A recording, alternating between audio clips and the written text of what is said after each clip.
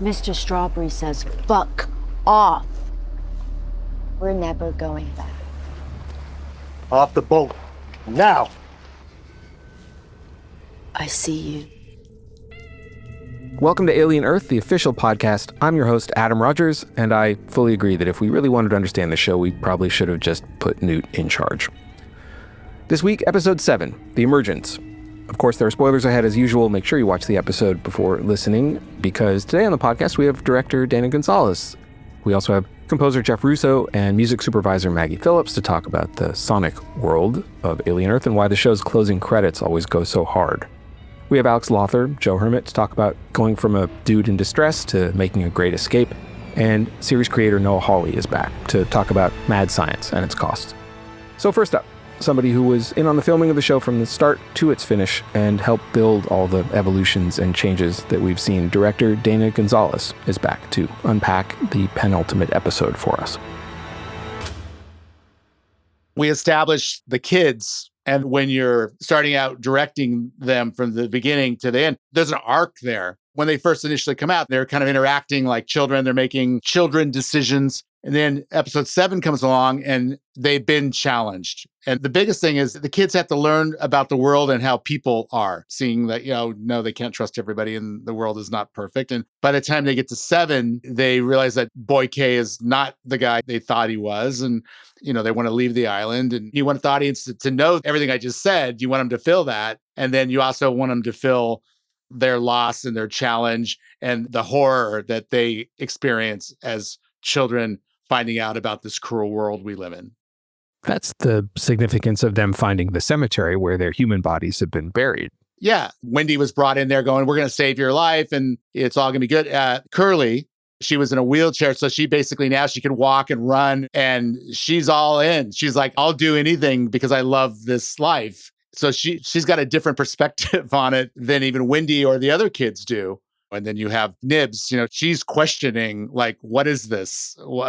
I don't think Boy K thought they were going to be going through these personal, independent dilemmas. It's an interesting dynamic. It's interesting because he's supposed to be so smart. How did he not see that coming?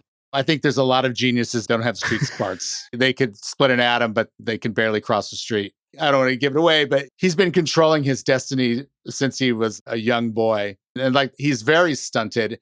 Kirsch and Adam, they're the adults. They're the ones who have been like, no, you don't want to do that. And he's like, well, why not? And he does listen to them. He gets mad at Kirsch. Adam tries to nurture him along, but he's not making great decisions all the time. And he's definitely not thinking it through. There are big droll Kirsch moments in this episode. And you have Timothy Olyphant playing Kirsch, just dropping the kill shots on these lines.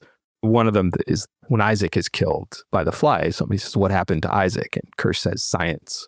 Yeah. Then he's also got, after he captures Morrow, who's come to the island to try to get all the aliens for Weyland-Yutani, and he captures the chess burst that's released, and Kirsch just drops, you two are grounded, to slightly it's me, right? They're great moments because you have Tim Olyphant, but I wonder also if they seem significant because they're funny, first of all, but it's also Kirsch being elevated, and I wonder what you think of those moments. So I think that those scenes are really there to remind the audience who we're dealing with, they're kids. It's like earlier when Arthur says, let's go back to the island and we'll talk it all through. And they're holding hands together. So it's just interesting, too, the parenting relationships that the different characters have of the Lost Boys. Dame Sylvia and Arthur, kind of in loco parentis. Boy K doesn't think they should be. You mentioned Arthur has that moment where they're holding hands and Arthur says, look, those who love you will always understand. It's very poignant moment right before bad things happen. But Kirsch is the only parent who actually punishes them for misbehavior. Yeah. He's the babysitter. He's a reluctant parent. He doesn't want to be the parent, but he's the disciplinarian parent. That's who he is. You just wait till your artificially intelligent dad gets home. Yeah. That dynamic is interesting. And I think it's important to hold on to that. Do Dame Sylvia and Arthur see themselves as parents of the children who were, of the human children, or of these new things, of the hybrids? I think Arthur, I don't think he likes the science. So it's a little bit more kind of like, what are we doing? And then Dame, she's going along with it and she thinks about them as children more than she thinks about them as hybrids. She's definitely guilty of the death of these children, but she doesn't think about them the same as Boy K does. Both Joe and Nibs become violent in episode 7, where they haven't been before. They finally have a turn. Joe has been the hostage and in distress. for much of the series until he finally pulls the trigger, chooses a side, essentially, and Nibs finally becomes a hybrid. Like, Yeah. she's no longer that little kid anymore, right? In the same scene. Right. He definitely chooses a side. I'm going to save these human lives. He's not even thinking. And in 8, there'll be a little bit more discussion about that and why he has to make that choice. And then Nibs, it's like she's had enough. Is that the maturity of her? Is that the robot taking completely over? Is it malfunctioning? What's going on with that? I think that's going to be more explored.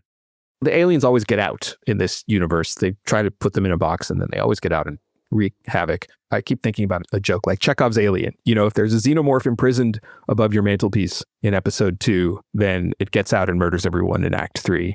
Usually it's a bad guy who does the releasing, but here it's Wendy doing it. That really is a big center point for this whole series in a way. Like, which side is she going to go, machine or human? Penultimate episodes in our world have sometimes more action than the finale, because the finale is like the things coming together at a certain place to propel the next season.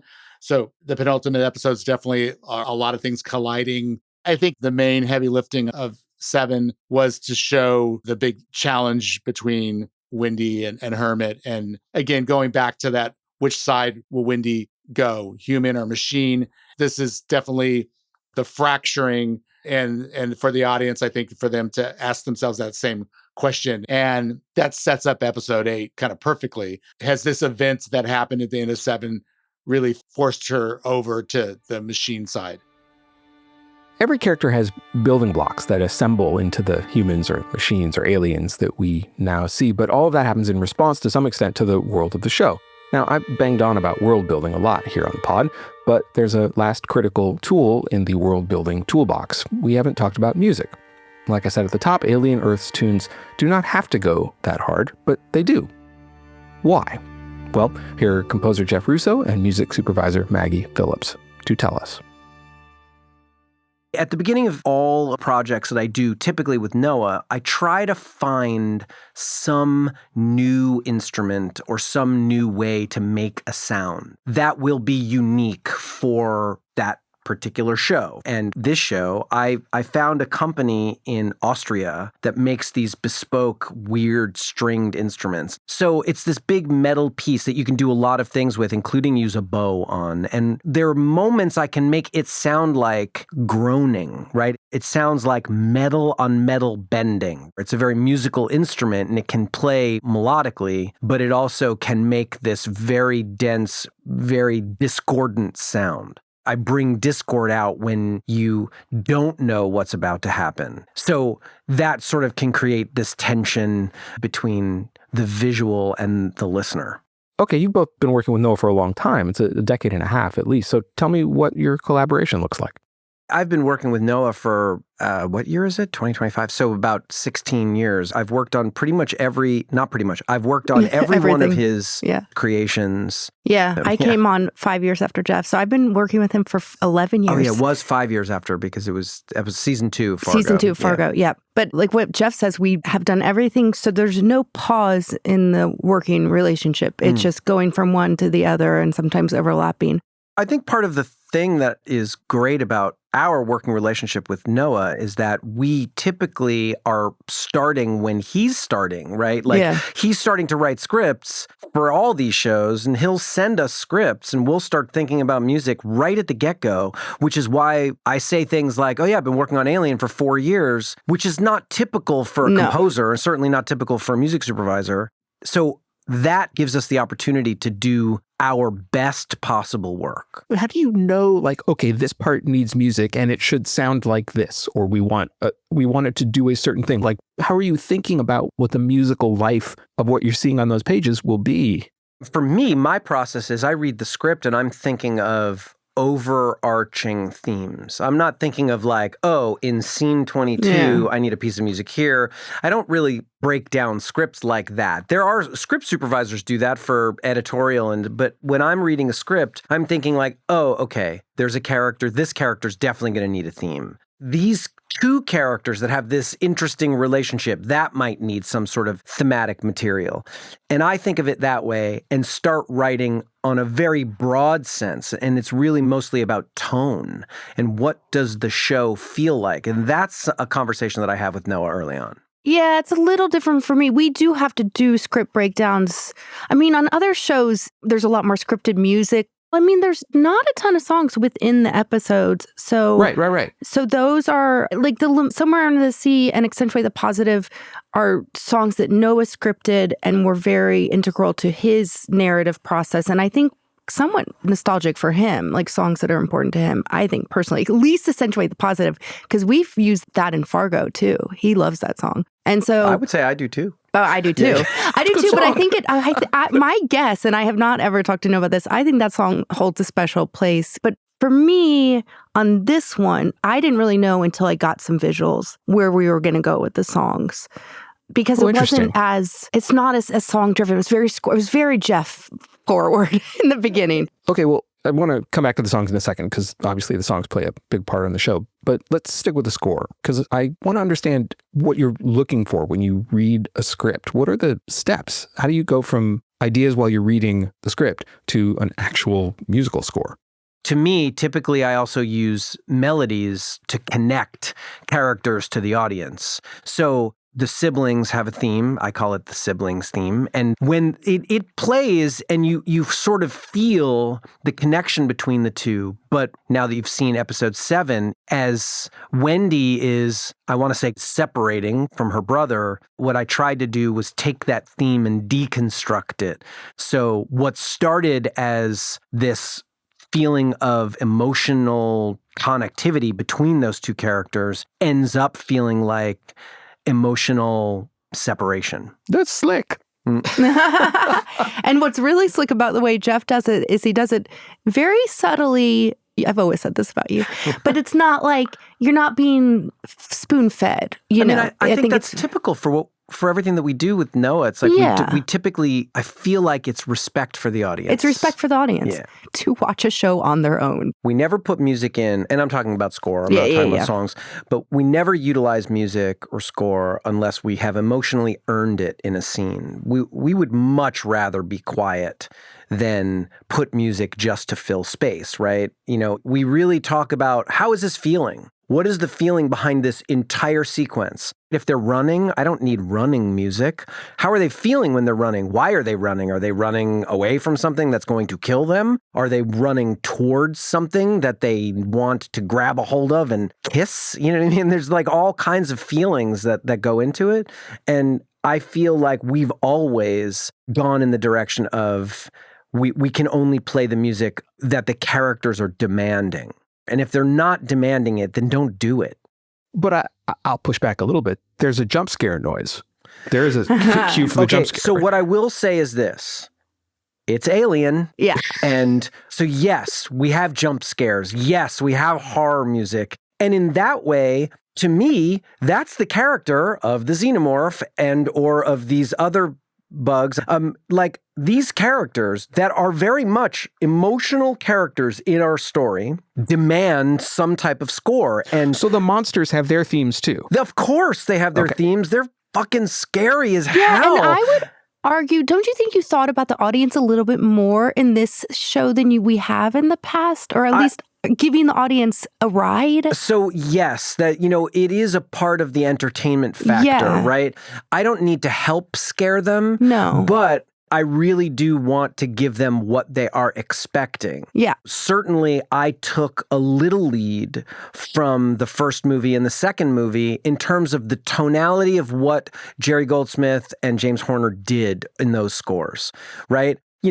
There's a retro nostalgia there that I also wanted to grab onto, so there's some of that sound that I wanted to put in there, which is one of the reasons why I went to Abbey Road to record the orchestra, because the sound of that room, it's like when you hear an orchestra in that room, it's something familiar. You've heard it before. So I wanted that sound for the big I never thought about strings. that, but that makes sense. It just feels familiar. It feels familiar. Yeah. One of my favorite score moments of yours probably wasn't recorded in Abbey Road, and that's that solo guitar you did.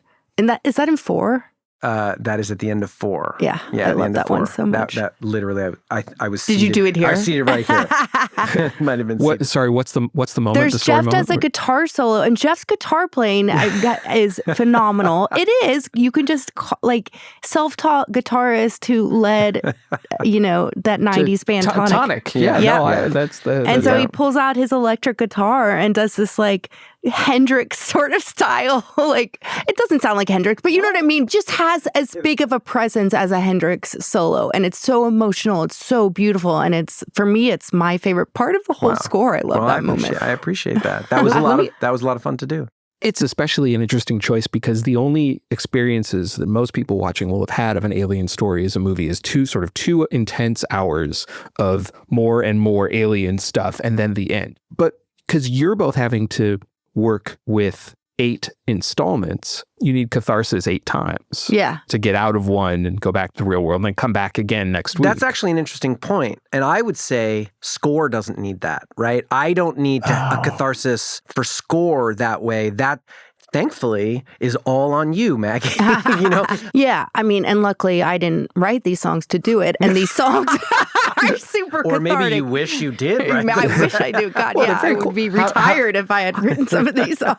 I have a question then. Like, did you and Noah have a conversation about the idea of ending each episode with a song? Yes, we knew there was going to be big endings. Right. They get me going. No, and I think Noah would confirm this, but I think it just started working. So it was like we ended 101 with Black Sabbath, and then we did Tool. And then it was like, let's just keep going in the same vein. How do you find them? How did you find these? It is collaboration, me and Noah and the editor. And it was pretty, I have to say, I don't want, like, not easy, but like, just like, it was so much fun that there wasn't a lot of stress. We got into a groove early on and it just sort of landed. And it's just like, for me, my favorites, like, were the ones that would satisfy high school, college age Maggie, which were Jane's Addiction, which we put in Legion too. I love that song so much. And I'm a big Metallica fan too. So getting Metallica in there, I mean, it's just like so satisfying. What we've done is we create this like handoff. It's almost like a handoff because when you watch each one of these episodes, score usually hands off right into a song. And it's like, holy shit, when that first song comes in after that first episode, it's so satisfying. It's so satisfying. Well, that's why I feel like we thought more about the audience for this and like all the emotions they're going to be feeling and all the emotions that the characters are feeling. But I feel like they're going to, I hope that they're going to be very satisfied by it. You two are obviously very collaborative with each other too. And you talked about how score hands off to song at the end of episodes. Are there any places where those things actually overlap? I created all of the music around how we're doing this, the title music. And then there was this idea to utilize this lyric. Because we use Strange Brew by Cream. We use a portion of that song. Noah said, how can we take that and have that be the sort of crescendo part of and that the was piece? The first thing Noah spoke about song. That was the first to you for me. That was the first song that he brought up. Say what the lyric is. It's literally just Strange Brew. That's all you hear. Yeah, it's 9 seconds of the song. So the idea was, how do I take those 2 notes, because it's 2 notes, and the lyric, how do I insert that into what this idea I had for the main title was? And I just started messing around with how to make that work. And Noah ends up coming into the studio and singing the 2. Yeah, I'm sorry, I'm going to stick to that. Noah Hawley is singing in the opening, in the main Noah theme Hawley for the show. sings in every series of TV. Pretty much. Yeah, pretty much. Pretty much. Not everyone knows that. Not everyone knows that. But like Noah and Jeff have a band, yes. and I manage it sometimes from the behind the scenes. Because sometimes they'll call me up the next day and be like, "We recorded the song last night." And I'm like, "Dudes, like you got to tell me. You got to tell me. Like I have to make sure you can use that song." Yeah. It sounds great. It doesn't does. sound like Noah in the like you wouldn't. We went out of our way to make it not sound. I hope that's okay that we're sharing. That it's Noah. I think that's a fun Easter egg. I don't think he would be upset. Okay. Jeff and Maggie have been on Noah's team for a long time, which turns out to being a ton of Easter eggs across a bunch of different shows. But that means that things are a little different for people who are trying to get on the team for the first time, like actors auditioning for parts. Alex Lawther, who plays Wendy's brother Hermit, actually had a few jump scares during Alien Earth's hyperspeed casting process. I think another actor, Sam Blenkin, was already cast. And I think they were worried that me and Sam look too similar physically. We're both sort of these skinny British guys. And they were like, oh, gosh. And so they asked me to come back, but like slick my hair back or try and sort of make myself look a bit different and do another reading. And that all happened very quickly, actually. I think we all got offered the parts over a very short space of time, then suddenly found ourselves in Thailand. Hermit strikes me from the outside as kind of an unusual character for the show because he's actually kind of a decent human. Like he's completely human and he's mostly decent. He sort of represents the proletariat in this corporatized world. I wonder if you think that's right and how you thought about developing Hermit's inner life. You know, what kind of person he thinks he is and where he fits into the scheme of who these people are. Yes. It's strange when we first meet Hermit. He has encountered such loss. He's encountered the loss of his sister, but also both of his parents. And yet Noah spoke about him as someone that carried on and a sort of inherent optimism, I suppose, for living. When we meet him in the story, I think he's just about to hopefully go off to medical school and finally sort of move on with his life. But it's true that when we find him, we find someone quite trapped inside the machine, which he's working for. And I think he resents that machine, but there's not a lot of space for him to rage against it. It's interesting, too, that he's a medic. He's going to be a doctor. He's explicitly in a caregiving role. He's one of the few characters who, like, his whole job is to make sure people are okay. Yeah, exactly. And that's his sort of life ambition, is to give care. And so then I think that he finds himself in a very complicated situation when he ends up in Neverland amongst these other adult people who are seemingly giving care, but actually they're offering something quite different than care. We're talking about episode 7, so it's been 6 weeks for us watching the show. But in the story for Hermit, it's really just been a couple of days since he learned that not only is his sister not dead, or at least that there's some version of his sister still alive, but she's a monster-fighting superhero. So how do you think he handles that? Does he compare her to the 12-year-old that he remembers? Yes, it's a really hard thing for him to compartmentalize, isn't it? And where is his place in that facility? Because he can't really offer her physical help as a medic. She bleeds this sort of white machine fluid and she has scientists that look after her. And so what use is a sibling? Like what use is a family member in that world? And I think he does struggle with that. And I wondered if it was something, I don't know, but maybe he's there to sort of look after the soul of her, if there is one, you know, if there is something. It's the Marcy that's inside Wendy. She can go back to the lab and be repaired and she'll live forever and she won't get cancer. But how can he look after the human sort of, you know, like Mary Oliver silk of the person inside of her? He takes that responsibility on because he's just so used to caregiving and is trying to find a space in which to give care with little Marcy, who's no longer little Marcy at all. You did a specific acting set of choices in when you called her Wendy and when you called her Marcy in different scenes. We've talked about that with some of the writers. Tell me if that's right, first of all, and if it is, what you were thinking and why the choice was important. Yeah, I suppose whenever he's speaking to the idea of his sister, as he remembers her, it's Marcy, which is interesting because it so much serves him as much as it does because he's been missing this child so much. So there's so much wish fulfillment as well in that. And then this Wendy is a new person and he has less relationship to that Wendy being. And I think it's almost like this Marcy person goes in and out of focus when he's looking at her. And sometimes when Marcy's out of focus, they become Wendy, if that makes sense. But by the time we get to episode 7, there's a bit of a shift in Hermit's character. He's still in a caregiving role, but now it's the Great Escape, right? Like it's sort of a big swing because he's kind of a rule follower until that point. And now it's like, no, we got to break off a secret island lab. I think he quite quickly realizes that she's not safe here. So therefore we've got to get out. In his mind, it's for her, but there's so much that he's doing out of his want to fill a position of care and his needs to be a brother, I guess. She goes immediately from being the kid who is cared for to being in the caregiver role herself. Hermit becomes kind of a dude in distress for her to rescue very, very quickly. And it's an inversion of the expected relationship that they would have as brother and sister, perhaps. Yeah, totally. As a sort of a 10-year-old sister and her older military-trained medic brother, she comes in and she quite quickly saves the day on multiple occasions. It's interesting, isn't it? Because I think that says something about how we want to take care of others. And that is such a sort of instant position of responsibility that even a 10-year-old is quite happy to fulfill. There's a little bit of that, like, if you're a 10-year-old now, you get superpowers. that's a fantasy thing for a 10-year-old. And it's an interesting juxtaposition with Hermit, who's like trying to get out of the military. Like he wants to not be a combat superhero. He doesn't want to be a colonial marine. No. Like he wants none of this.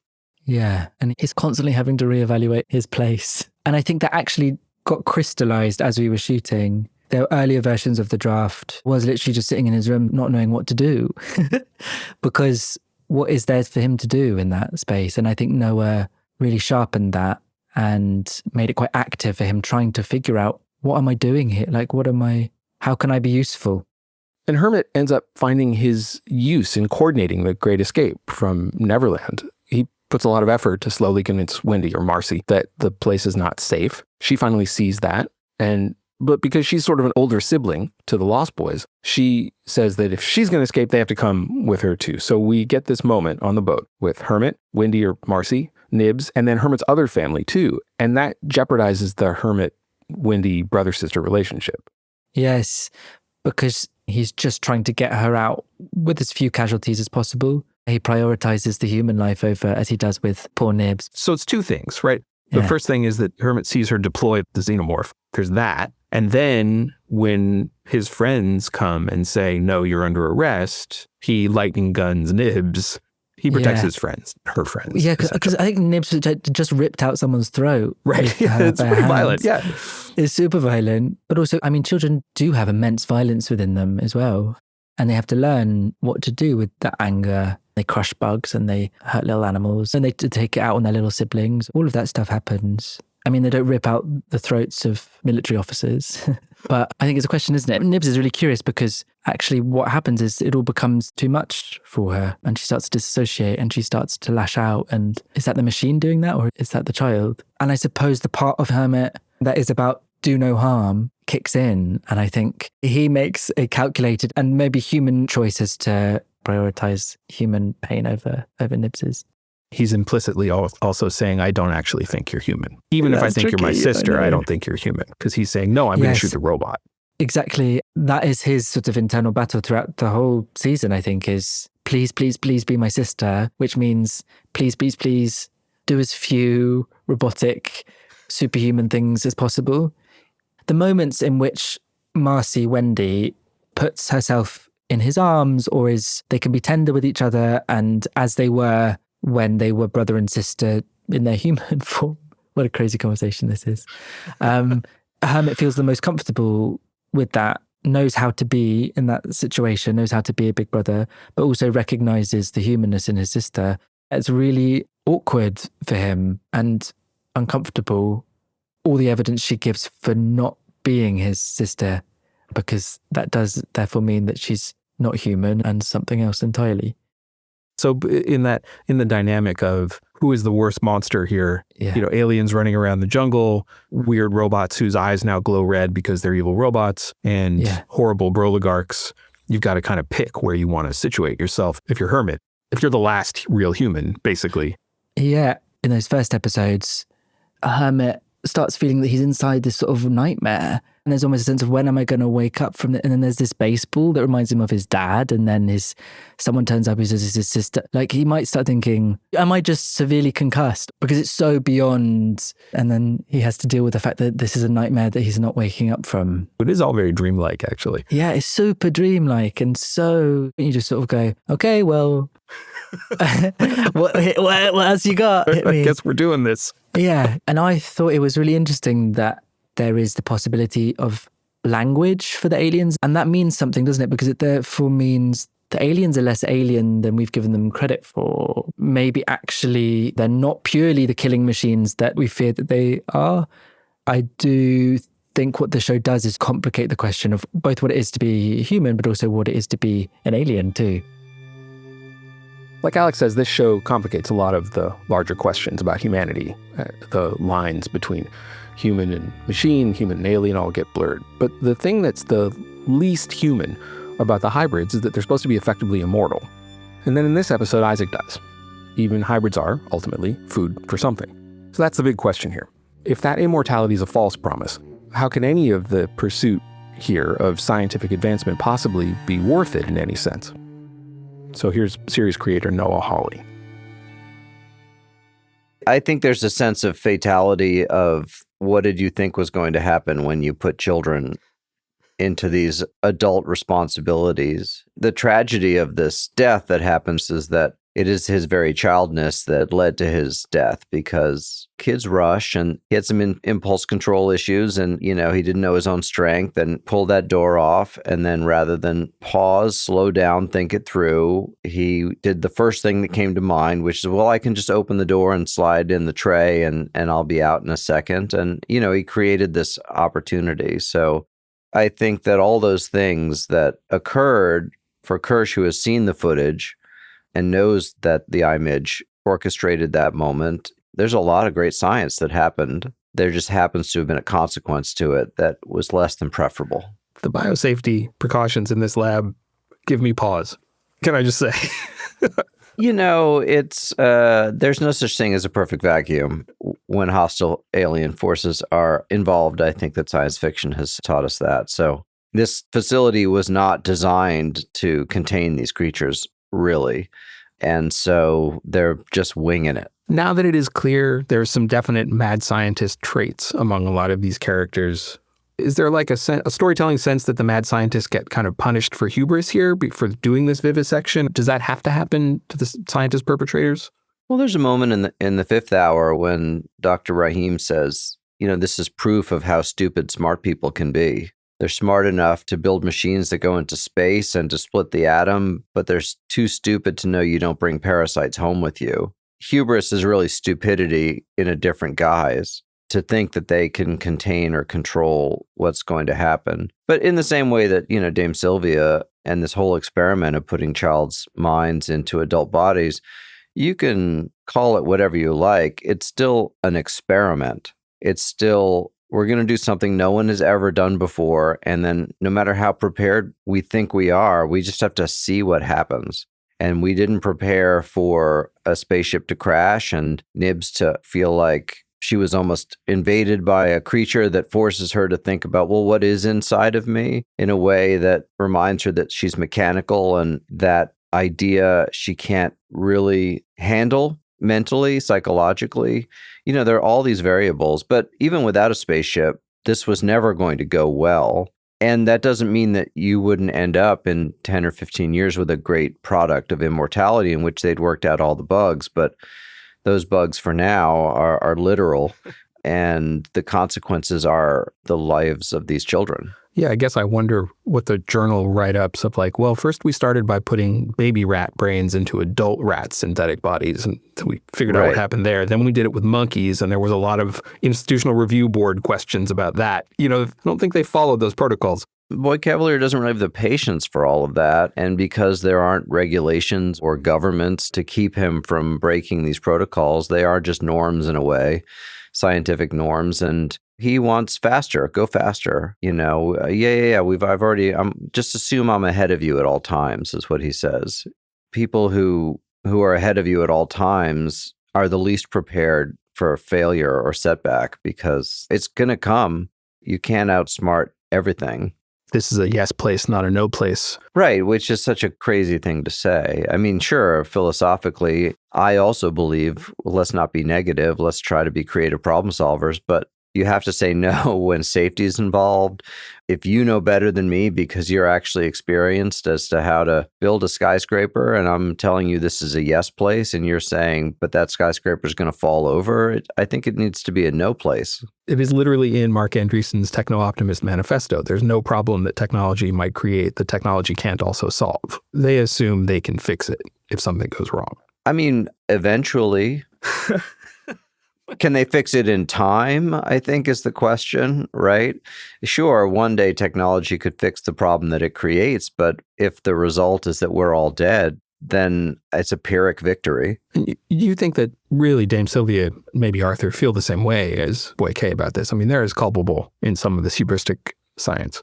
I think Arthur is the moral center of the show, and I think that what he saw was the good intentions of giving sick children a chance to live on. And yes, the downside, of course, is that they don't live on, or that they don't end up being children, or, there's a lot of versions of it, but the risks, when you measure them out, outweigh the downsides. I think Dame Sylvia is a much more morally compromised person who does a lot of things in the name of science that are questionable. I mean, Arthur, when Adamine says erase 3 days of her memories and change her personality to not be this person, he is fired because he won't do it, and she will do it. And she justifies it and convinces herself that she's helping, that it's just a different kind of medicine. But the reality is she knows, somewhere deep down, she knows that this is the wrong thing to do, but she is ambitious and she does, want to be a great woman remembered. She wants that Nobel Prize as much as Boy Cavalier does. It's kind of a bummer of an irony that they don't, I guess,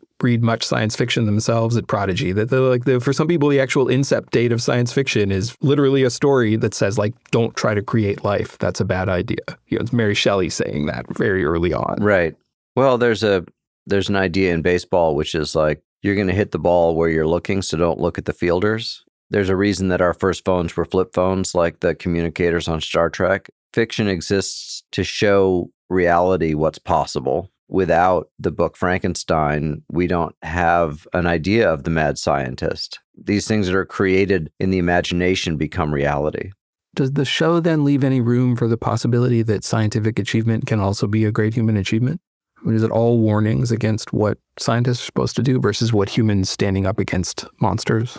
No, I mean, I think we need in this moment to be as pro-science as possible. What I find fascinating about this moment that we're in, the reason that the belief and faith in science is decreasing is because of these devices, these magical, if you have a phone that you can look at that tells you every fact and fiction, and people can do their own research and they don't need universities. And, you basically have this device, the very technology of which is invisible, that is fueling the research that people are doing that says, I don't have to listen to scientists. It's like this crazy catch-22, right? I think in the context of the show, it's always the cautionary tale. It all goes back to that line in Jurassic Park where Jeff Goldblum says, your scientists spent so much time figuring out, could they do this? They didn't think about, should they do this?